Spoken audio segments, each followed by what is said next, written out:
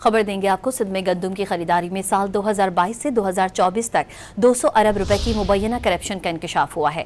इल्जाम पर नैब और वजीर आला की इंस्पेक्शन टीम की तहकीकात जारी हैं। मजीद जानते हैं डॉन न्यूज के नुमाइंदे खावर हुसैन से। जी खावर हुसैन, इस खबर की तफसील दीजिएगा।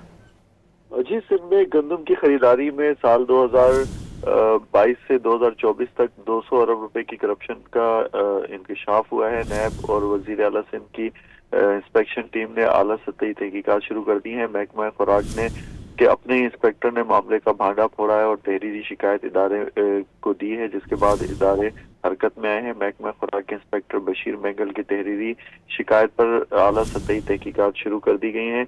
गंदम की खरीदारी के नाम पर मुख्तलिफ बैंकों से अरबों रुपए का कर्जा हासिल करके गंदम खरीदी गई। जबकि फिजिकल वेरिफिकेशन का मामला आया तो लाखों बोरियां गंदम गायब थी, जबकि मौजूदा बोरियों में भी गंदम के बजाय मट्टी और रेत भरी हुई थी। इस हवाले से नैब और CMIT ने सेक्रेटरी फूड को खत लिखा और तमाम तफसीलात तलब की हैं।